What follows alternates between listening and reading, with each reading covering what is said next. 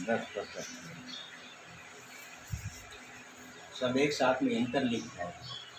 ये 2 अध्याय भी ऊपर एक अध्याय से साथ में लिंक है, और इसलिए हम 2 अध्याय का 1 से 10 तक हम लोग पढ़ेंगे। इसलिए सब प्रकार का बैर भाव और छल और कपट और डाह और बदनामी को दूर करके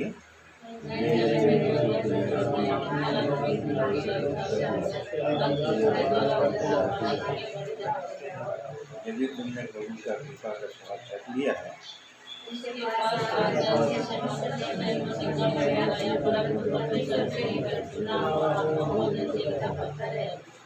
तुम भी आप जीव के पत्रों की नए आत्मा घर बनते जाते हो, जिससे याजकों का पवित्र समाज बनकर ऐसे आत्मिक बलिदान कराओ जो इस मसीह के द्वारा परमेश्वर को प्यारे हो।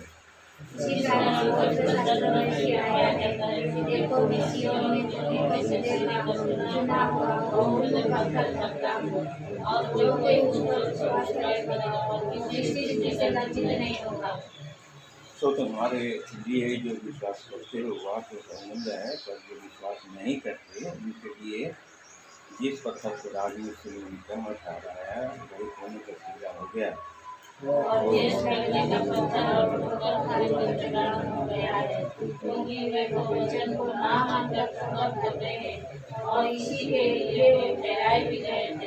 पर तुम ये न हुआ वंश और राजपदभागी याजकों का समाज और पवित्र लोग और परमेश्वर की निज प्रजा हो, इसलिए कि जिसने तुम्हें वार्ता में से अपनी अद्भुत ज्योति में बुलाया है उसके गुण प्रकट करो।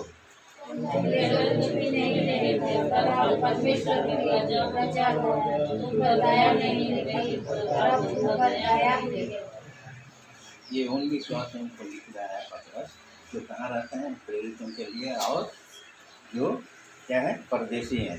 एक पद में क्या बोलता है, पतरस की ओर से जो यीशु मसीह का प्रेरित है उन परदेशियों के नाम जो पोंतियुस, गलातिया, पफिदिया, आसिया और बिथुनिया में तितर बितर होकर रहते हैं और परमेश्वर पिता के भविष्य ज्ञान के अनुसार आत्मा के पवित्र करने के द्वारा आज्ञा मानने और यीशु मसीह के लोगों से छिड़के जाने के लिए चुने गए हैं।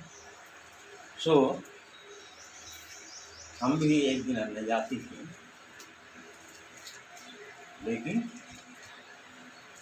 प्रभु यीशु मसीह जगत में आया, उसके नाम पर विश्वास किया, उसके बलिदान पर विश्वास किया, और वो आशीष जो हमको इब्राहिम को मिला था हम भी उसके भाग जाते थे। यहाँ पर थोड़ा थोड़ा ऊपर करके देखेंगे, इसलिए बीते दिनों में हमने कहा स्टार का बार इसके लिए पहला पत्रस पूरा ही पढ़ देंगे।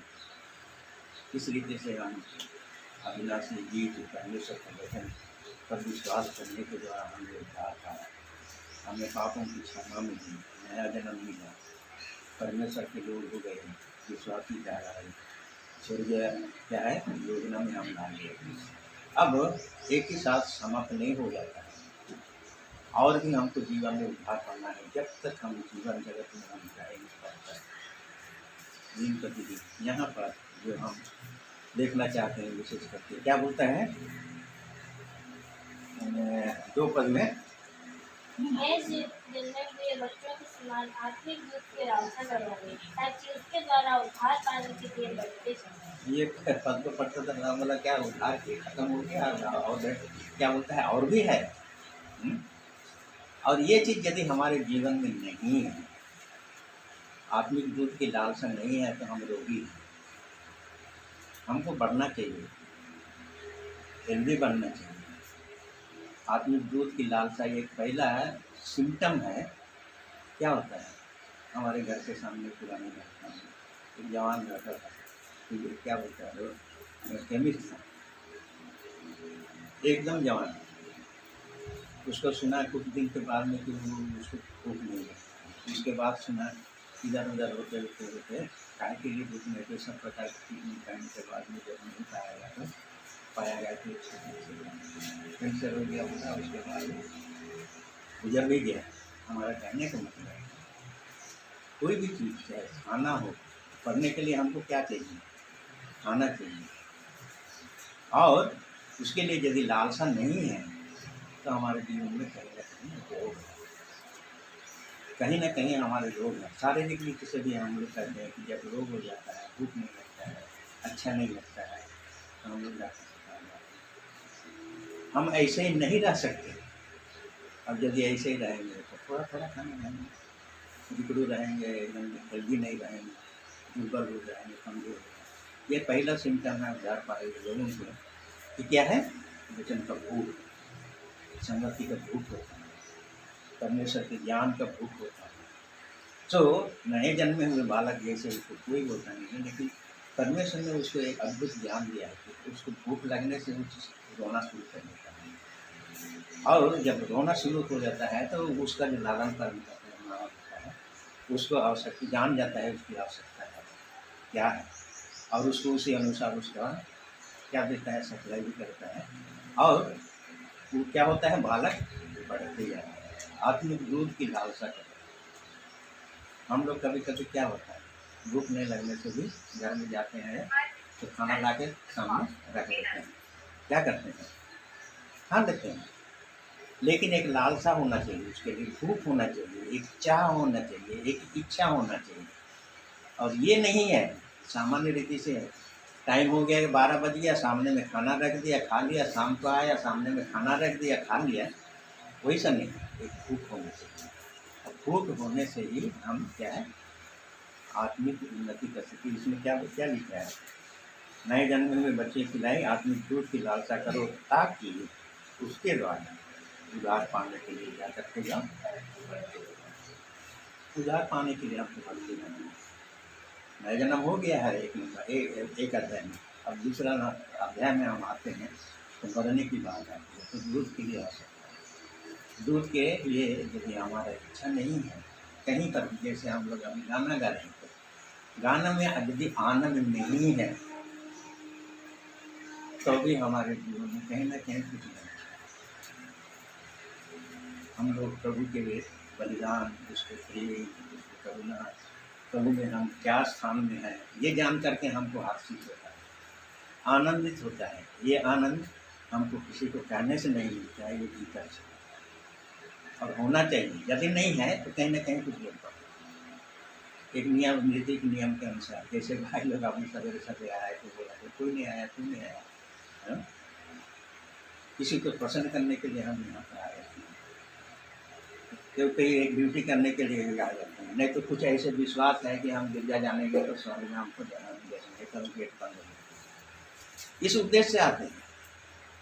लेकिन यहाँ जब हम उपस्थित होते हैं तो हमारा सबसे पहला उद्देश्य यही है कि हम जिसकी आराधना करने आए, जो हमारे सम्मुख है, उसको प्रसन्न करें। और क्या करें कि उससे परमेश्वर प्रसन्न करें।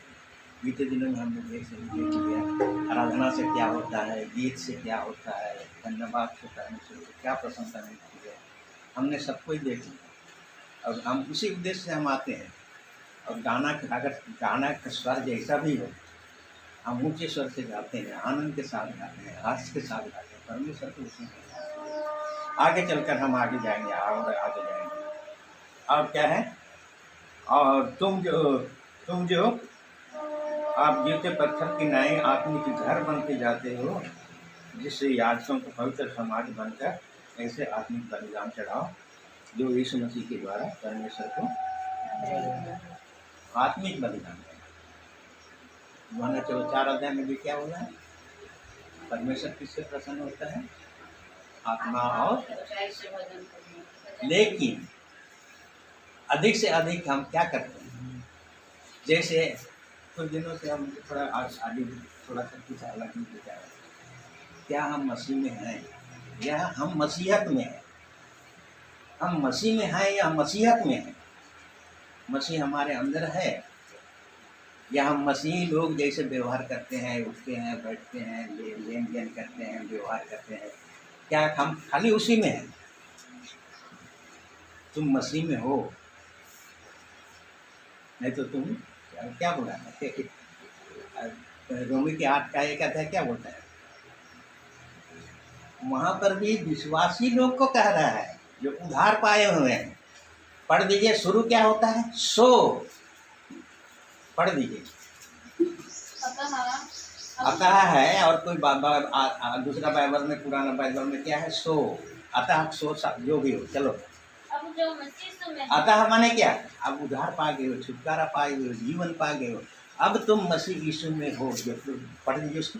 उन पर दंड की आज्ञा नहीं। जो मसीह यीशु में, अतः इसलिए, सो जो अब मसीह यीशु में है उन पर, हम लोग इतना ही बोल करके छोड़ देते हैं, लेकिन असली बात तो आगे है। पढ़ दीजिए। क्योंकि वे शरीर के अनुसार नहीं चलते, वरन आत्मा के अनुसार वरन आत्मा के अनुसार चलते हैं। दंड की आज्ञा नहीं है उनके लिए, उद्धार पा गए हैं और अब जो है मसीह यीशु में चलते हैं उसके लिए। आगे हम लोग आगे जाएंगे। और जो आत्मा में चलते हैं, अभी हम लोग गाना गा रहे थे ना, लास्ट गाना में क्या है, मसीह के गुण के कारण हम आत्मिक घर बनते जाते हैं, जिसमें परमेश्वर रहता है, उसकी महिमा। आत्मिक घर बनते जाते हैं। कैसे बनते हैं? डांटा के द्वारा नहीं, छड़ी के द्वारा नहीं, नियम और विधि के द्वारा नहीं, व्यवस्था के द्वारा नहीं। तो कैसे बनता है? आत्मा के चलाए हुए चलते हैं, आत्मा के अधीन में होकर के रहते हैं। वे क्या है? एक आत्मिक घर बनते हैं। और यहाँ पर आगे लिखा, इस कारण पवित्र शास्त्र में भी आया है कि देखो, सिय्योन के कोने के सिरे का चुना होगा और बहुमूल्य पत्थर रखता हूँ, जो कोई उस पर विश्वास करेगा वह किसी रीति से लज्जित नहीं होगा। और वो पत्थर कौन है? जो विश्वास नहीं करते उसके लिए तो क्या है? ठोकर का कारण है। लेकिन जो विश्वास करते हैं उनके लिए जीवित पत्थर है। और क्या बोलता है? थोड़े समय यही याद रहे, हमारे लिए बहुमूल्य, हमारे लिए बहुमूल्य। सचमुच में उस बहुमूल्य को तो हम अपने जीवन में हम स्थान देते हैं, जैसे सोना या चांदी या होता है। और बहुमूल्य है किस लिए? इसलिए कि मसीह हमारे अंदर है और उसके द्वारा हमें धनी किया है, और हम कंगाल नहीं हैं। और हमेशा डर रहता है शत्रु के छीन लिए जाने का, डकैती करने का, लूट लिए जाने का। मसीह हमारे अंदर है, वो बहुमूल्य हमारा अंदर है। अब हमारे लिए उद्धार करने के बाद में, छुटकारा देने के बाद में, जीवन देने के बाद में, लोह बहाए जाने के द्वारा उद्धार पाए या पाने के बाद में मसीह हमारे लिए क्या हो गया? मसीह हमारे लिए क्या हो गया? बहुमूल्य हो गया। परमेश्वर ने पहले प्रेम किया और उसको तो बता दिया ना, भजन का क्या है, यशाया 43 में, हे इस्राएल, हे याकूब, तुम कुछ भी हो, मैंने तुम्हें चुना है, अब तुम मेरा है।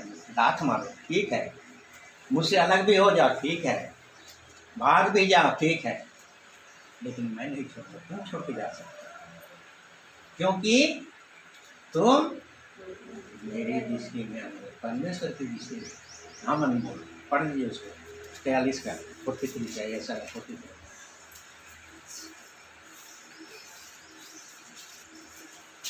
इस्राएल याकूब होने के बावजूद भी बीच में जो वचन है, ये क्या है?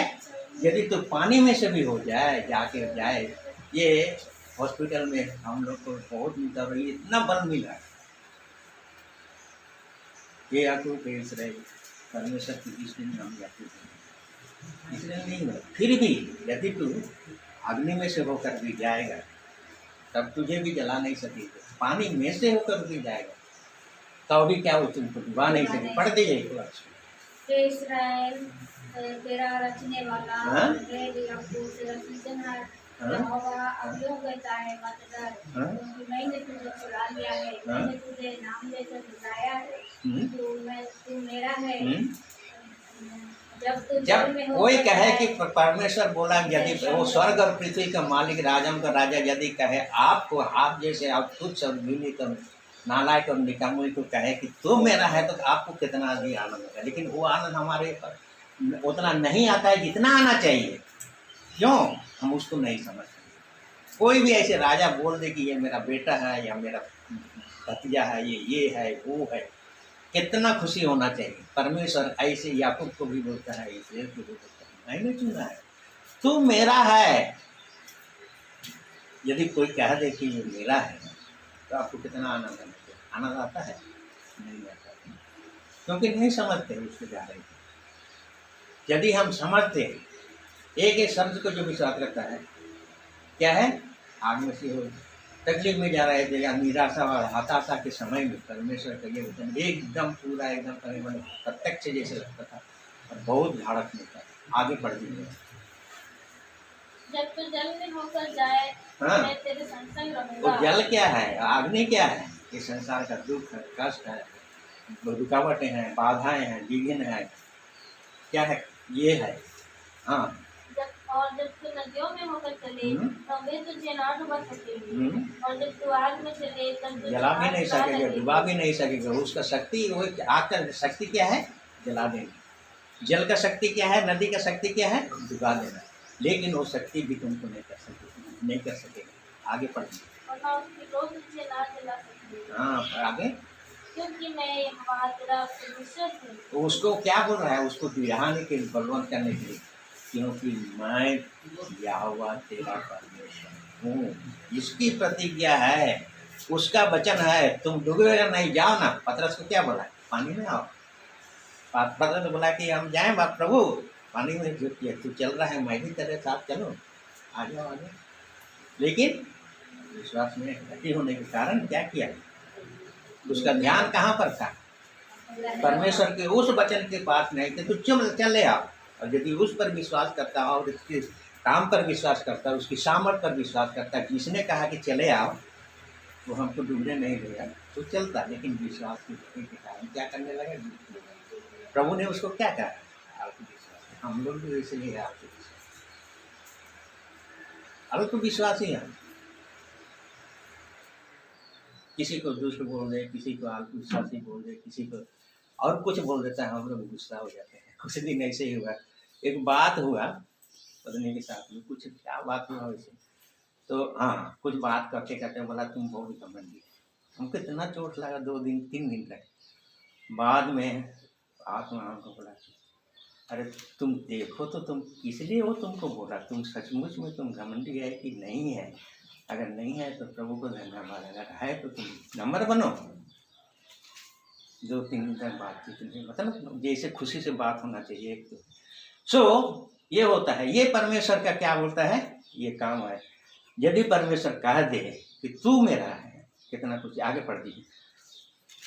क्योंकि मैं यहोवा तेरा परमेश्वर, क्योंकि मैं यहोवा, मैं तेरा परमेश्वर। ऊपर में जो कुछ कहा, कोई मनुष्य नहीं बोला है कि नदी में नहीं डूबेगा, आग में नहीं जलेगा, मैं तुझे चुन लिया, कुछ हानि नहीं होगा, तू मेरा है।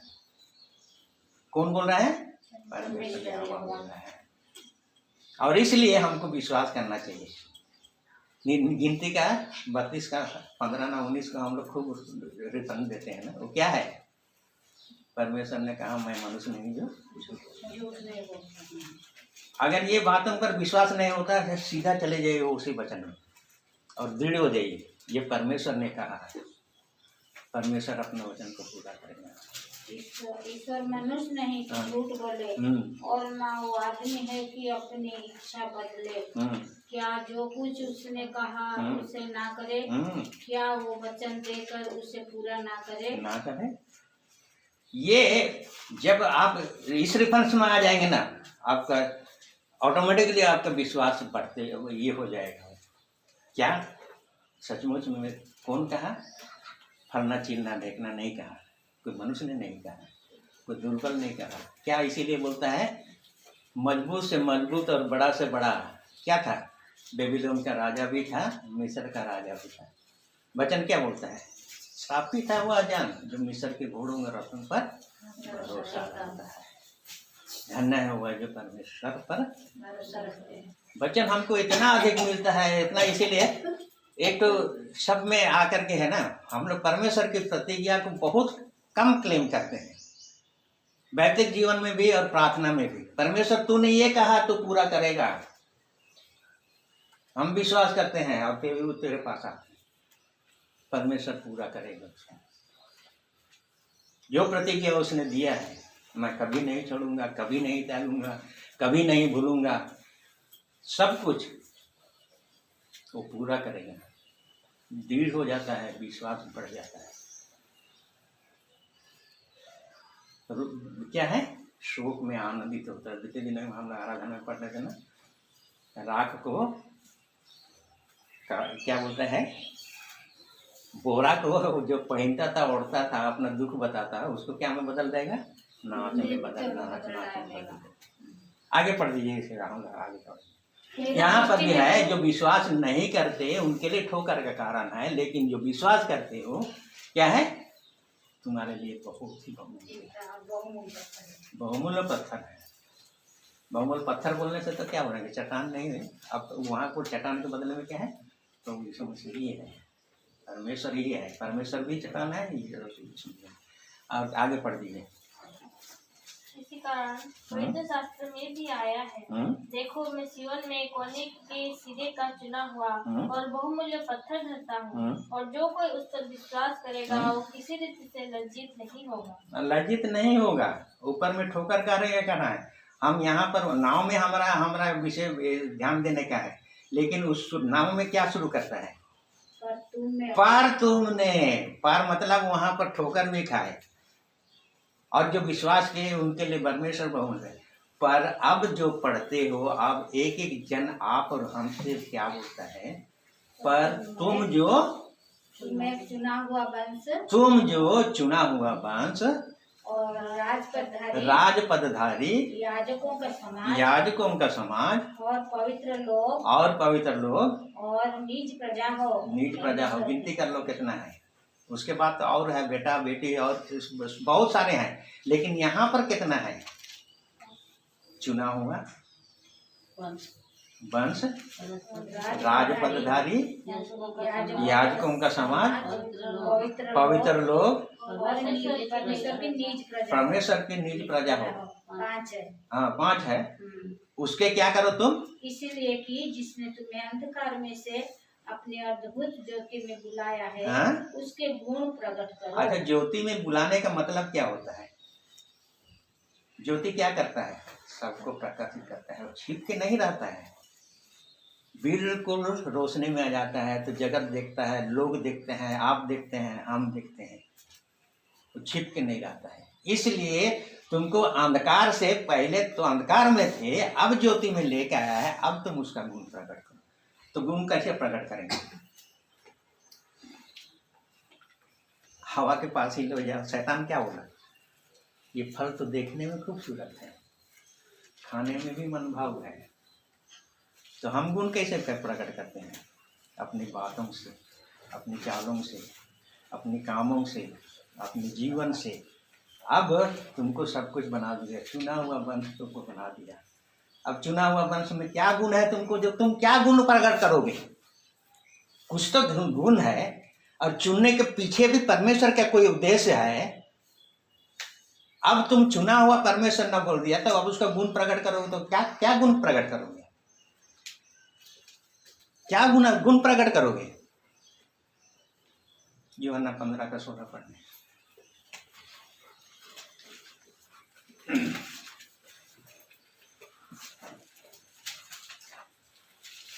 तुमने मुझे नहीं चुना, परंतु मैंने चुना। किस लिए चुना? और तुम्हें नियुक्त किया है, नियुक्त भी किया है कि तुम जाकर फल लाओ भाई, तुम्हारा फल बना रहे, कि तुम मेरे नाम से जो कुछ पिता से मांगो। क्या है? फल लाने के लिए चुना है, परमेश्वर की महिमा करने के लिए चुना है, अपनी योजना में लाने के लिए चुना है। अभी हम लोग सहकर्मी बोल के गाना गा रहे थे ना, चुन लिया तो हमको, चुनने के द्वारा हमको परमेश्वर के काम में सहकर्मी के लिए भी चुना है। तुम चुना हुआ वंश। चुना हुआ वंश कैसे है? आशीष के बाद जा रहा है। परमेश्वर ने अब्राहम को चुना, तो क्या चुना? चुन करके क्या किया? आशीष के भागीदार बना दिया, तेरे वंश को आशीष दे, वो भागीदार हो गया। अब तुम क्या करो? गुण प्रकट करो। कैसे गुण प्रकट करो? फल लाओ भाई। किसका फल लाओगे? फल लाने के बोलने से तो बहुत सारा फल होता है, खट्टा भी फल होता है, मीठा भी फल होता है, तीता भी फल होता है। कौन सा फल लाओगे? तुम जो हो वही फल लाओगे। यदि शरीर के हो तो शरीर का फल लाओगे, यदि आत्मा का हो, आत्मा के अनुसार चलाए तो आत्मा का फल लाओगे। लेकिन यदि तुम परमेश्वर का चुना हुआ वंश है, तो परमेश्वर ने अपनी भारी योजना से तुमको चुना है, तुम उसके लिए क्या लाओ? फल लाओ। परमेश्वर क्या है? क्या फल लाओगे? परमेश्वर आत्मा है। और गलाती 19 का 22 का जो है लिखा है, क्या है? आत्मा का फल। परमेश्वर आत्मा है। आत्मिक फल लाओ। हमारे जीवन में हम प्रेम भी करते हैं कि परमेश्वर ने मुझे चुना है। अब क्या गुण प्रकट कर रहे हैं? लड़ाई झगड़ा, ईर्ष्या, डाह, कपट, शैतान का स्वभाव प्रकट कर रहे हैं, या मसीह हमारे अंदर है तो उसका गुण प्रकट कर रहे हैं? प्रेम, दया, करुणा, क्षमाशीलता, सब कुछ जो मसीह में है। क्या गुण प्रकट कर रहे हैं? उसका गुण प्रकट करो। गुण कैसे प्रकट कर सकते हैं? बातों के द्वारा, कामों के द्वारा, व्यवहार के द्वारा, सोच के द्वारा, समझ के द्वारा तुम उसका गुण प्रकट करो। पढ़ दीजिए होगा आत्मा का फल, शरीर का फल में नहीं जाएंगे। गलाती 5 का 22। हाँ, पढ़ दीजिए। आत्मा का फल प्रेम, आनंद, शांति, धीरज, कृपा, भलाई, विश्वास, नम्रता और संयम है। ऐसे कामों के विरोध में कोई भी व्यवस्था ये फल है भाइयों, भाई बहनों। लेकिन यहाँ पर क्या नाव में क्या लिखा है? अंधकार थे, ज्योति में ले आया। अब उसका गुण प्रकट करो, ताकि सबके ऊपर, सबके जगह, सब जगह, हर समय में क्या है? लोगों के सामने तुम्हारा गवाही बनेगा। तुम लोग देखेंगे तुमको, जानेंगे तुमको, पहचानेंगे तुमको कि तुम आज परमेश्वर के लोग हो। परमेश्वर ने चुना है। परमेश्वर ने चुना है। परमेश्वर ने जब कहा बगैर सामर्थ्य तो नहीं बोले थे, हमने चुना है, तुम जाकर के फल लाओ। फल कैसे लाओगे? जब उसमें बने रहोगे। जो बने कौन रहता है? जो उसके आज्ञाओं को मानता है। मेरे बिना तुम कुछ भी नहीं कर सकते हो, फल नहीं ला सकते हो। मैंने चुना है, तुम मुझ में बना रहो, तुम बहुत सफल। आगे पढ़िए। अतः तुम्हारे लिए जो विश्वास करते हो वो तो बहुमूल्य है, पर जो विश्वास नहीं करते उनके लिए जिस पत्थर को राजमिस्त्रियों ने निकम्मा ठहराया था वही कोने का सिरा हो गया। आगे पढ़िए। और ठेस लगने का पत्थर और ठोकर खाने की चट्टान हो गया है। आगे पढ़िए। क्योंकि वे तो वचन को ना मानकर ठोकर खाते हैं। पर तुम वचन ना मानने के कारण ठोकर खाते हैं, पर तुम तो चुना हुआ वंश हो। वो लोग को खाने दीजिए। अब विश्वास नहीं करते हैं इसीलिए करते हैं, लेकिन तुम विश्वास करते हो। अब तुमको फल लाना है। आगे पढ़िए। राजपदधारी याजकों का समाज। कौन तुमको राजा बनाया जी? कौन तुमको याजक का पद दिया? कौन दिया? रिवोल्यूशन उसका 1 का 5 पढ़िए। प्रकाशित हुआ क्या? 1 से 5-6 हो गया या 6-7 हो गया, लेकिन पढ़िए। और तुम यीशु की ओर से जो विश्वासयोग्य साक्षी और मरे हुओं में से जी उठने वालों में गया था और पृथ्वी के राजाओं का हाकिम है, तुम्हें अनुग्रह और शांति मिलती रहे। वो हमसे प्रेम रखता है और उसने अपने लहू के द्वारा हमें पापों से छुड़ाया है और हमें एक राज्य और अपने पिता परमेश्वर के लिए याजक भी बना दिया। राज्य भी बनाया है और याजक भी बनाया है। कौन बनाया? परमेश्वर ने बनाया है। किस में होकर बनाया? मसीह यीशु में होकर। हमने जो कुछ पाया, एक बात निश्चय करके ले लो कि सब कुछ जो भी है, सब कुछ परमेश्वर ने मसीह में होकर के हमको दिया है। उसके बाहर आप अलग से कहीं नहीं दिया है। जो कुछ भी दिया है मसीह यीशु में होकर के दिया है। और एक मतलब पढ़ दियो, राजा और याजक बनाया और हमें एक राज्य और अपने पिता परमेश्वर के लिए याजक भी बना दिया। उसी की महिमा और पराक्रम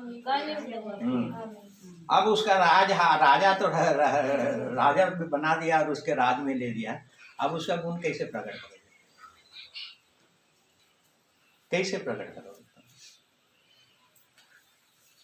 राजा का चाल जो होता है ना, राजा का व्यवहार जो होता है, राजा का काम जो होता है, साधारण लोगों से बिल्कुल अलग है। कोई भी देख करके उसका पर्सनालिटी देख करके बोलेगा ये जरूर राजघराना का है या राजकुमार है। उसके व्यवहार से, उसके उठने और बैठने से, उसके चाल से सब कुछ बोल सकता है ये राजा का घर का है, कोई राजा राजवाड़ा का घर है। हमारे चाल से लोग जाने कि हम लोग परमेश्वर के राज के लिए राजा बनाया है। हम लोग अंधकार के राज के लिए हमको राजा नहीं बनाया है, परमेश्वर के राज के लिए हमको राजा बनाया है। तो उसके राज में कौन होगा? जो ईश्वरीय स्वभाव के होंगे। परमेश्वर ने किया है ना, राजा बनाने के पहले सब प्रकार का ट्रेनिंग मिलता है।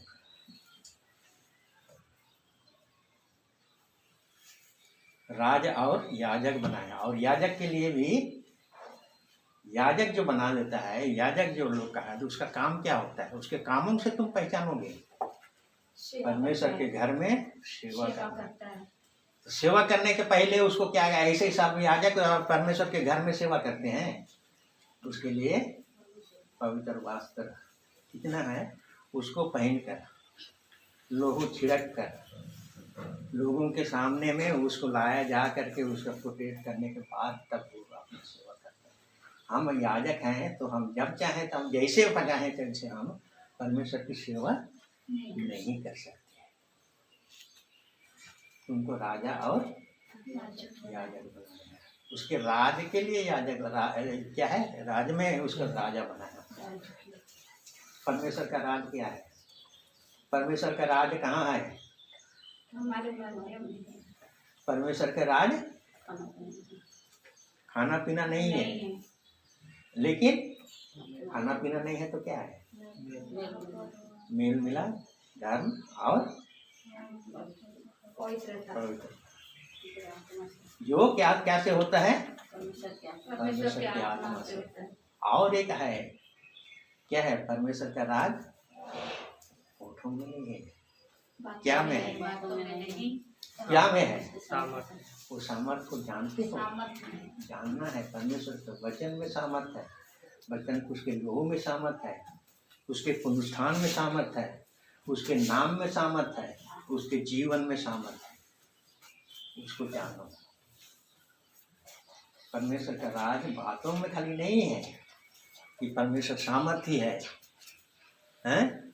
सर्व सामर्थी है, लेकिन वो क्या है? परमेश्वर वचन में नहीं, खाली मौकों में बात में नहीं है, लेकिन परमेश्वर सामर्थ्य है। परमेश्वर के बाद सामर्थ्य वो व्यर्थ के हम लोग कहा सुनी नहीं होता है। बहुत सारे ऐसे कहा सुनी होता है ना, जो नहीं है वो उसके बारे में कि वो ऐसा है, वैसा है, ये है, लेकिन परमेश्वर सच्चा है, वो महासामर्थ्य परमेश्वर। परख के तो देखो। आगे पढ़िए।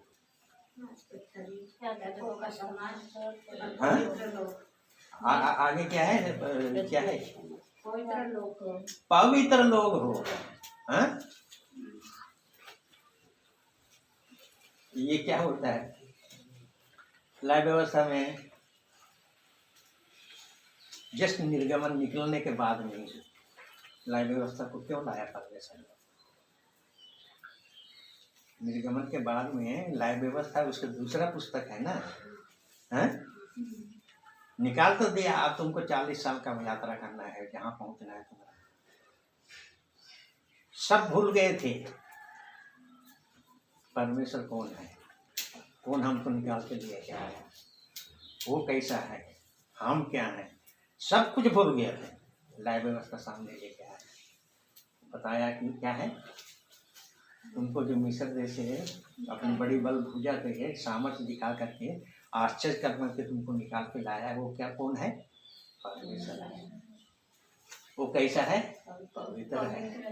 वो तुम्हारे साथ में रहना चाहता है, तुम्हारे साथ चलना चाहता है। और क्या है? तुम्हारी दशा क्या है?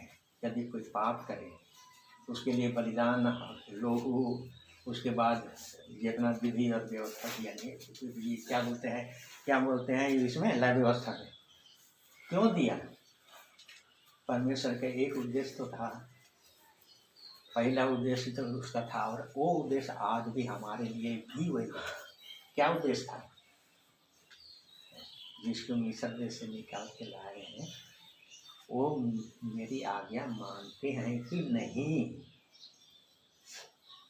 और व्यवस्था में, लाइव व्यवस्था में परमेश्वर ने बलिदान के बारे में बोला, ऐसा करो, वैसा करो, ये करो, वो करो, ये करो, वो करो, उसके ऊपर लकड़ी जला दो, आग जला दो, वहाँ से जो धुआं निकलेगा उससे मैं प्रसन्न हो जाऊँ।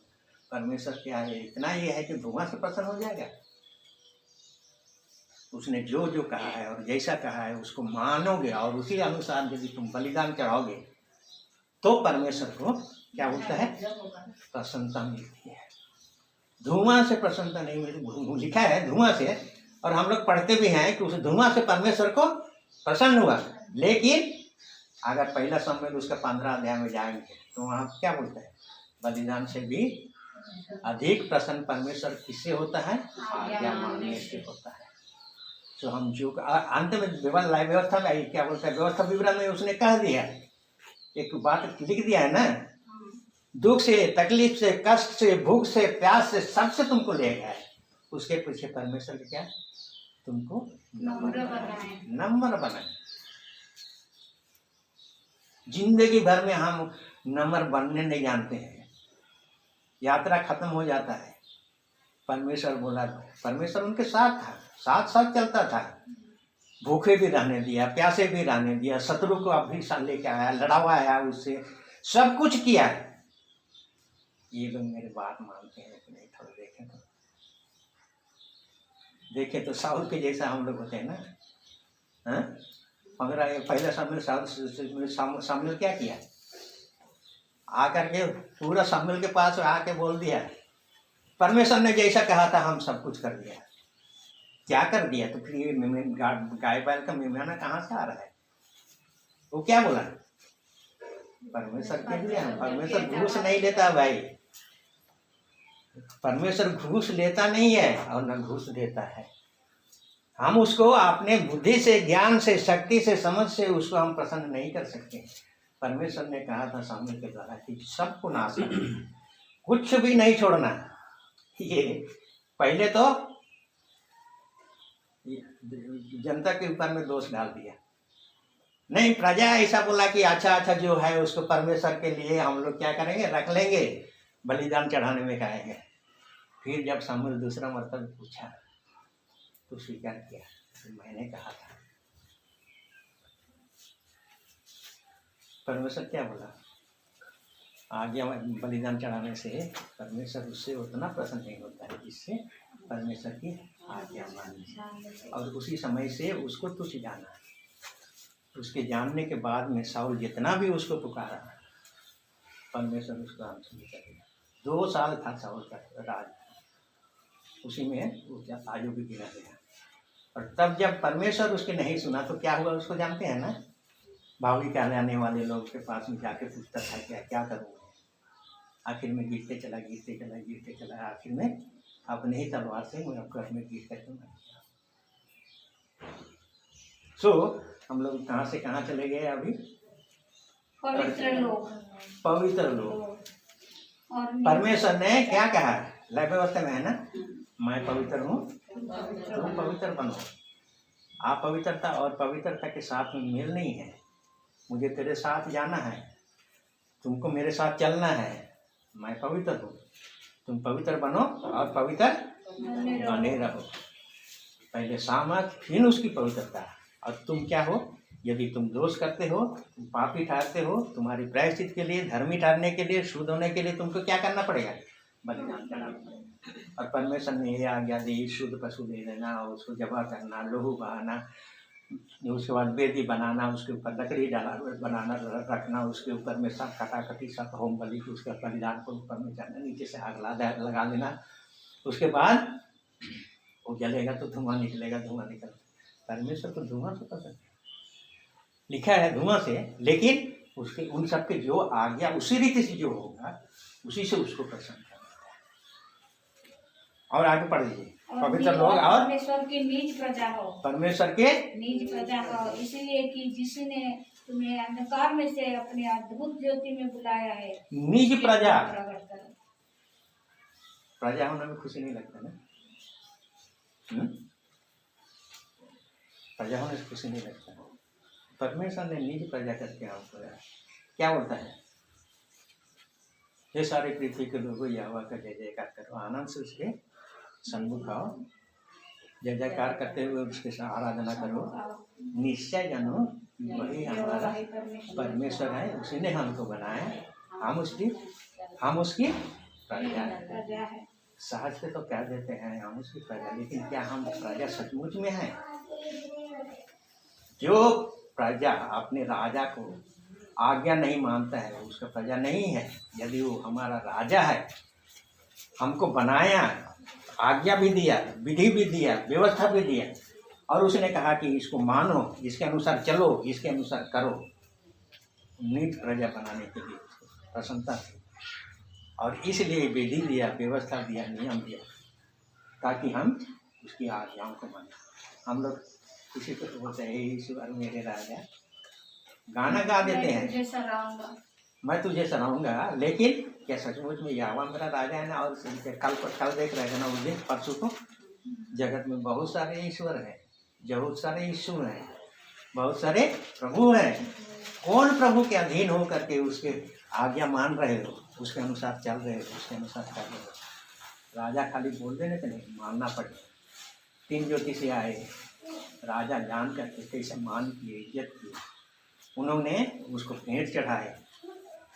तो राजा को हमको उसी रीति से, यदि हम उसको मान नहीं देते हैं, इज्जत नहीं देते हैं, उसको हम आदर नहीं देते हैं, तो हम उसको राजा नहीं कहें। होठों से कह सकते हैं, लेकिन वास्तव में राजा नहीं हमारा।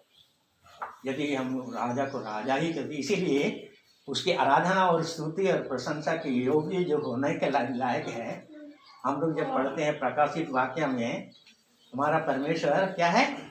स्तुति के योग्य है, क्योंकि वो राजा के जैसा काम करता है, अपनी प्रजा का सुधि लेता है, उसका पालन पोषण करता है, उसकी रक्षा करता है, उसका सृष्टि किया, उसको बढ़ाया, उसको चलाया, सब कुछ किया, और तब जाके बोलता है स्तुति के योग्य है। हम लोग अभी शायद यूट्यूब में कौन कौन देखता है, अभी एक यूट्यूब में आ रहा है, हमारे जीवन से और आजकल के प्रचार में त्रिएक का बिल्कुल ही कहीं भी मेंशन नहीं है। और कलीसिया में जो फाड़ होने का, विभेद होने का, अलग होने का कारण एक ही है। मेरे सोच में हम जिस परमेश्वर को परमेश्वर कहते हैं, 3 होने के बाद भी वो एक ऐसा एक है जो आज तक हमारे लिए भेद है, और ये मनुष्य की बुद्धि से हम उसको समझ नहीं सकते हैं, लेकिन उसके काम को, उसके व्यवहार को हम लोग जानते हैं। और इसलिए 3 होने के बाद भी एक है, इसलिए हम बहुत होने के बाद भी एक नहीं रह सकते हैं। फिर से आया था वो हमारे घर में आया था, बहुत पुराने लोग, शायद आप लोग भी उस टाइम में नहीं था, हम ही लोग 2 ही थे उस टाइम में। वो लोग आते थे गंगापोशी से, यहाँ पर संगत जाते थे, वो लोग भी वही बात बोलते हैं, भाई वहाँ पर तो घर घर में ऐसा कलीसिया बन गया, अभी कहाँ तुम देखोगे, सब जगह आपको वही मिलेगा, बहाना एक ही है। वचन में लिखा है, पौलुस के साथ में तो पतरस का नहीं पढ़ता था, इसलिए हमको पटेगा नहीं, यूहन्ना का नहीं पढ़ते था, इसलिए हमारा पटेगा नहीं। वो बड़ा, वो छोटा, ये गडाम का है, ये ढम का है। आज कलीसिया का दुर्दशा इतनी हो गई, परमेश्वर की इच्छा है कि एक कलीसिया, और कलीसिया क्या कैसे बन रहा है? प्रभु बना रहा है, परमेश्वर बना रहा है, परमेश्वर आत्मा है, और वो घर बन रहा है आत्मा के द्वारा। जितने लोग जगत में जो खून से, प्रभु के खून से छुड़ाए हैं, उसके नाम पर विश्वास किए हैं, उसके वचन को मान के चले जा रहे हैं, दीन होकर, नम्र होकर, एक एक जीवता पत्थर बन करके एक साथ सट करके, गट करके, मिल करके एक विश्व कलीसिया बन रहा है, जिसको प्रभु लेने के लिए आए हैं। एक दिन ऐसे ही हम जाते जाते अचानक मेरा मुंह कहाँ पड़ गया, आईना में पड़ गया, तो हम देखा, अरे एक दिन था खूबसूरत था, लेकिन अब तो बदसूरत हो गई है, और हम तो कलीसिया क्या है, हमको क्या प्रभु ले जाएगा? हम तो बदसूरत हैं, कोई मनुष्य भी हमको नहीं पचाता है। अब बुढ़ापा आ गया तो ऐसा बदसूरत हो गया। तो परमेश्वर की यही वचन है। परमेश्वर की कलीसिया क्या होगा? झूठी भी नहीं होगा, क्या नहीं होगा? दाग भी नहीं होगा, धब्बा भी नहीं होगा। वो तैयार कर रहे हैं। परमेश्वर का वचन जानते हैं तो निराशा होने का कुछ नहीं है। ये शरीर में होकर हम नहीं जाएंगे। परमेश्वर हमको एक नया शरीर देगा जो खूबसूरत होगा। ये दांत टूटा वाला दांत और उसकी गाल सब चिपटक चिपका नहीं रहेगा। उस दिन सब बदल जाएंगे। उस दिन हमारा मीटिंग करते हुए जा रहा था तो हमको अचानक याद हुआ एक वचन जो हम हर कोई मरने के टाइम में वचन को देता है। क्या बोलता है? धन्य है वे हैं जो प्रभु में मरते हैं, वो धन्य है, वो धन्य है। अनंत जीवन क्या है? इस जीवन के अंतिम क्षण तक जो जा पाए उसमें अनंत जीवन धरे रहेगा, बचा के रखेगा। उसके बाद मरने के बाद में भी जो जीवन हमको मिलेगा, ये जीवन और वो जीवन दोनों कंटिन्यू अनंत जीवन, उसका कोई जीवन का अंत नहीं। यदि रास्ता में हम छोड़ के चले जाएंगे, चले गए, उनका क्या होगा? देमस की तरह संसार में खो जाएगा, यहूदा की तरह कोई रात में जाके फांसी होके मर जाएगा। वो जाते जाते अचानक हमको रोड जैसे पहुंच रहा था वो वचन तो हमको याद है, धन्य वे हैं जो प्रभु में मरते हैं। परमेश्वर की दृष्टि में वो अनमोल है। परमेश्वर की दृष्टि में मरते हैं। तो हम इस जगत में कहे कैसा भी हो, कुछ भी हो, परमेश्वर जो कलीसिया बना रहा है वो अपने बना रहा है, वो अपने बना रहा है। प्रभु ने कहा ना, क्या कहा? मैं अपनी कलीसिया बनाऊंगा। अपनी कलीसिया मैं बनाऊंगा, कोई नहीं बनाएगा। अधोलोक के फाटक उस पर प्रबल नहीं होंगे। अधोलोक क्या है? फाटक क्या है? अधोलोक क्या है? फाटक क्या है? अधोलोक में शैतान आता है और उसकी युक्ति और दांव और योजना सब कुछ कहाँ बनता था पुराने नियम में? राज के फाटक में जाकर के इकट्ठा होकर के वहाँ मनसा करते थे, योजना करते थे, बनाते थे कि कैसे किसको कहाँ पर क्या, वो सबको क्या करेगा और चढ़ाई करेगा, कैसे उनको गिराएगा। सब प्रकार की दुष्टता और अच्छे योजना भी कहाँ मिलते थे? फाटक के पास में मिलते थे। तो यहाँ पर क्या बोलते हैं? प्रभु यीशु मसीह ने कहा मैं अपना कलीसिया बनाऊंगा और तो लोग के फाटक क्या नहीं होंगे? प्रबल नहीं होंगे। आज दुख लगता है कलीसिया को देखकर, रोना आता है कलीसिया को देखकर। तो मैं अपोलोस का हूँ तो शारीरिक हम लोग बोल देने से तो हमको दुख लगता है ना। काका भाई बोल दिया, हमको शारीरिक मनुष्य बोल दिया। मैं तो आत्मिक हूँ, मैं रोज पर बगल पढ़ता हूँ, विनती करता हूँ, सब कुछ करता हूँ। हम नहीं बोलते हैं। वचन में क्या बोलते हैं? कुरिन्थियों विश्वासियों के तुम आपस में लड़ते हो, अभी तक तुम शारीरिक हो और सांसारिक हो। अभी तक तुम सांसारिक हो और शारीरिक हो, तुम्हारा लड़ाई खत्म नहीं हुआ है। बड़ा छोटा मेरा तेरा ये सब कुछ शारीरिक और सांसारिक। प्रभु आ रहे हैं और कलीसिया को आगे। यहाँ पर हम लोग नहीं जाएंगे, टाइम पास हो जाएंगे। यहाँ पर पढ़ दिया और ये बोलते हैं इसलिए कि जिसने तुम्हें अंधकार में से अपनी अद्भुत ज्योति में बुलाया है, उसके गुण प्रकट करो। उसके गुण प्रकट करो। तुम पहले तो कुछ भी नहीं थे, पर अब परमेश्वर की प्रजा हो। प्रजा हो। तुम पर दया नहीं हुई थी, पर अब तुम पर दया हुई है। आप पर दया हो गया। इसलिए भाई हम चुना हुआ वंश हैं। राजा को याजक बनाया, राजा और याजक बनाया अपने राज के लिए। क्या है? पुत्र प्रजा बनाया। क्या और एक मर्तबा पढ़ दी उसको। तो तुम्हें चुना हुआ वंश और राज पदधारी याजकों का समाज और पवित्र लोगों और परमेश्वर की नीच प्रजा हो। इसलिए कि जिसने तुम्हें अंधकार में से अपनी अद्भुत ज्योति में बुलाया है, अद्भुत ज्योति में बुलाया है। परमेश्वर ज्योति है और उसमें कुछ भी अंधकार नहीं है। और इसलिए क्या होगा? आगे पढ़ दीजिए। तुम पहले तो कुछ भी नहीं थे, हाँ? परमेश्वर की प्रजा हो, हाँ? तुम पर दया नहीं हुई थी, पर अब तुम पर दया हुई। ये अद्भुत ज्योति में बुलाया, उसको पढ़ दिए। पहला यूना 1 का 1 से पढ़ दीजिए उसका। पहला यूना 1 से पढ़ा उसमें। अद्भुत ज्योति, परमेश्वर ज्योति है और उसमें कुछ भी अंधकार नहीं है। आगे पढ़ दीजिए। ऐसा वो ज्योति में है, वैसा ही हम भी ज्योति में चले तो एक दूसरे से सावधानता रखते हैं। हम बोलते हैं हम ज्योति में चल रहे हैं, ज्योति के संतान हो, ज्योति में चलो। इफिसी उसका 6 अध्याय बोलता है ना, है? तुम ज्योति के संतान हो, ज्योति में चलो। पढ़ दीजिए इफिसी उसका 6 अध्याय होगा।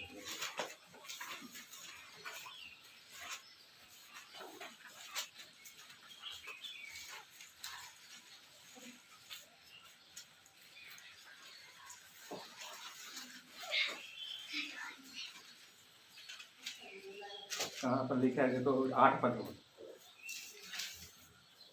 8 पद पढ़िए। 5 का 6 का माफ कीजिएगा, 5 का 8। क्योंकि तुम तो पहले अंधकार थे। 1 मिनट। जगत अंधकार नहीं था, संसार अंधकार नहीं, तो तुम खुद में अंधकार नहीं, अंधकार। परंतु अब प्रभु में ज्योति हो। इसको ठीक से पढ़िए। तुम अंधकार थे, परंतु अब प्रभु में ज्योति हो। अब प्रभु में ज्योति तुम हो। ये नहीं हम लोग अंधकार बोलने से बोलते हैं, अरे इधर तो अंधकार दिखाई दे रहा है, उधर अंधकार दिखाई, वहां ज्योति दिखाई। वचन क्या बोला? तुम अंधकार थे, अब प्रभु में तुम क्या हो? अंधकार नहीं हो, तुम अंधकार ज्योति में हो। आगे ज्योति की संतान के समान चलो। आता है तो ज्योति के संतान के नहीं चलो, किसमें चलो? ज्योति में चलो। आगे पढ़े दीजिए ना, कहीं पर और रहे हो। क्योंकि ज्योति का फल सब प्रकार की भलाई, धार्मिकता और सत्य है। और ये परखो कि प्रभु को क्या भाता है। अंधकार के निष्फल कामों में सहभागी ना हो, वरन उन पर उठाना दो, क्योंकि उनके गुप्त कामों की चर्चा भी लज्जा की बात है। ये चाल चलन के बारे में परमेश्वर के वचन में बहुत जोर दिया गया है।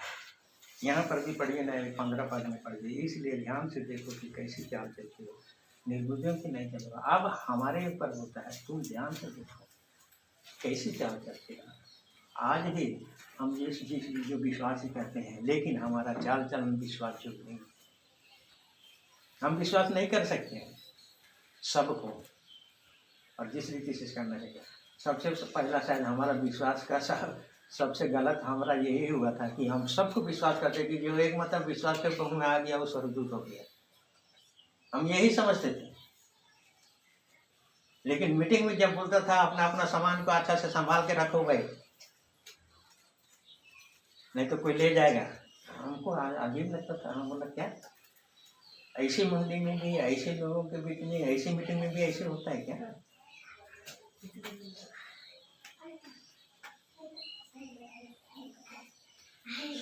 विश्वास में भी इसीलिए बोलता है, जब बहुत ही चालाकी से, बहुत ही समझदारी के साथ में आत्मा के द्वारा जांचे जा करके एक दूसरे को क्या करो।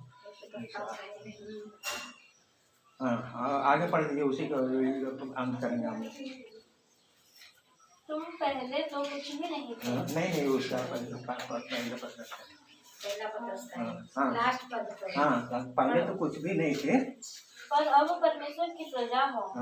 तुम पर दया नहीं हुई थी, पर अब तुम पर दया हुई है। तो कैसे हुआ भाई? क्या कैसे जानते हो तुम पर दया हुआ?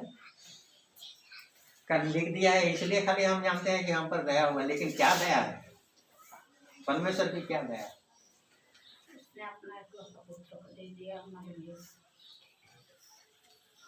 परमेश्वर की दया होगी, अपने पुत्र को भेजा, पुत्र के बलिदान पर विश्वास किया, नाम पर विश्वास किया, काम पर विश्वास किया, उसकी सामर्थ पर विश्वास किया, उसके जीवन पर विश्वास किया, उसके लोगों पर विश्वास किया, उसकी मृत्यु पर विश्वास किया, पुनरुत्थान पर विश्वास किया। दया होगी। हम लोग पढ़ते हैं ना, कोई परमेश्वर के पास आ नहीं सकता है जब तक परमेश्वर उसको नहीं दे।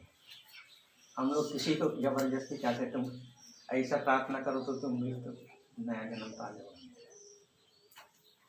नया जन्म देने का काम परमेश्वर, उसके लिए प्रार्थना करिए, उसके लिए भजन दीजिए, प्रयास करिए, परमेश्वर उसके जीवन में काम करिए। फरीसी और सभी के लोग आके पूछे एक मतलब परमेश्वर का काम क्या है? परमेश्वर का काम क्या है? प्रभु आके प्रभु को पूछे। प्रभु जगत में था, परमेश्वर का काम क्या है? जवाब क्या था? परमेश्वर का काम यही है कि वो लोग परमेश्वर पर विश्वास करें। तो विश्वास भी जो होता है परमेश्वर का दान है, और हम उसको जबरदस्ती ऐसा बोला और हम यही पर ये करेंगे, वो नहीं है, वो परमेश्वर का दान है। तो प्रभु दया करे, अनुग्रह करे, सहायता करे। यहाँ पर हम लोग पढ़ रहे थे, धर्मी लोगों को स्तुति करना होता है। पढ़ दिए ना, भजन संहिता 57 होगा, 157 होगा कि 137 होगा, ये अंत करेंगे हम।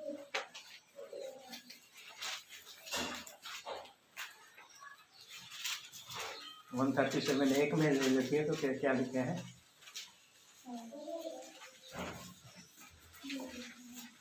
137 होगा।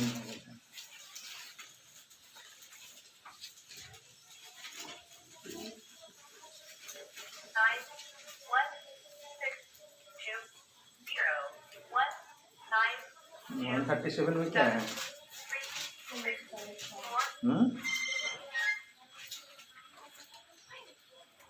137 में नहीं है, 147 देखिए। यहोवा की स्तुति करो क्योंकि अपने परमेश्वर का भजन गाना अच्छा अपने है। परमेश्वर का कौन कह सकता है हमारा परमेश्वर है, हम उसकी प्रजा हैं, कह सकते हैं, दृढ़ता के साथ कहते हैं परमेश्वर मेरा परमेश्वर है। यही बात तो है, इस्राएलियों को नाचने के लिए बंद कर दिया, और वो लोग इतने सारी भीड़ थी, सब अपने अपने ऊपर बोलता है मैं यहोवा के कारण आनंदित हो, गाना गाऊंगा, भजन करूंगा, डफ बजाऊंगा, नाचूंगा, सब कुछ। यहाँ पर पढ़ दिए, यहाँ की स्तुति करो क्योंकि अपने परमेश्वर का भजन गाना अच्छा है, क्योंकि वो मनभावना ये अच्छा है। मन भावना मतलब खूबसूरती लगता है, और उसकी स्तुति करनी मनभावनी, और उसकी स्तुति करनी मनभावनी है।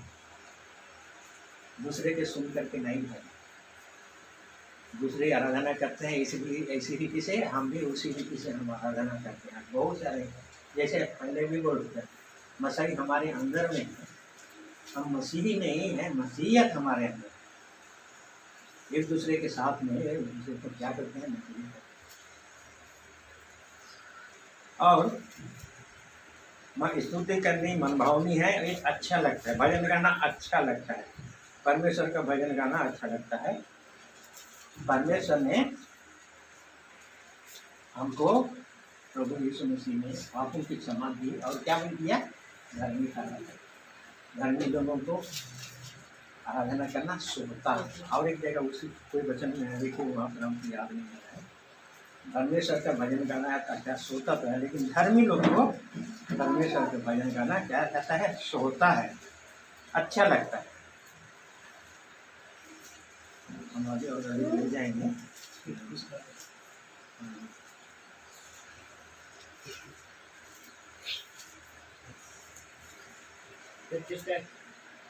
हैं? 33 का पढ़ लीजिए। हे धर्मियों, यहोवा के कारण जय जयकार करो, हाँ। क्योंकि धर्मी लोगों को स्तुति करना शोभा देता है। शोभा देता है, धर्मी लोगों को स्तुति करना शोभा देता है। हम लोग आए हैं परमेश्वर की स्तुति करने के लिए। गीत गा करके हम लोग जब गीत गा रहे थे ना, जब गीत गा रहे थे तो हम लोग ऊपर में क्या क्या हेडिंग है? परमेश्वर के धन्यवाद का गीत, परमेश्वर के आराधना का गीत, परमेश्वर के स्तुति का गीत। उसी समय में यदि हम समझ के साथ में, हृदय के साथ में गाएं तो परमेश्वर की आराधना स्तुति से परमेश्वर। हे धर्मियों, ये हवा का स्तुति करो, उनको स्तुति करना होता है। अब और एक तो ये और एक को देख रहे हैं, उसके बाद हम जाएंगे 135 का 3 देखें। मेरा मन है यार की स्तुति करो क्योंकि यहोवा भला है, उसके नाम का भजन गाओ क्योंकि ये मनोहर है। मनभाव में अच्छा है। स्तुति करने से क्या है, अच्छा है। और धन्यवाद चढ़ाने से क्या होता है? क्यों स्तुति करेंगे भाई? हैं? स्तुति करने का मतलब क्या होता है?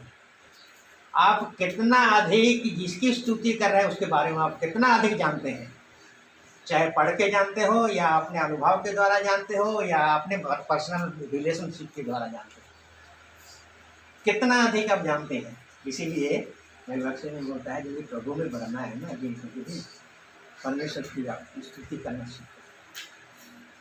परमेश्वर महासामर्थी है, परमेश्वर प्रेमी है, परमेश्वर करुणामय है, परमेश्वर दयालु है, परमेश्वर अनुग्रहकारी है, परमेश्वर क्या क्रोध में जीवा है, सब कुछ अपना रिलेशनशिप। जितना अधिक आप स्तुति करना जानेंगे करेंगे उतना ही अधिक प्रभु में बढ़ती है, क्योंकि जो सचमुच में है उसी के हम वर्णन कर रहे हैं, उससे बढ़ा चढ़ा के हम नहीं कर रहे हैं। या किसी से कहे सुने कि नहीं हम लोग ताजमहल को देखे हुए, क्या बोले, मैं तो नहीं देखा, फोटो में देखा,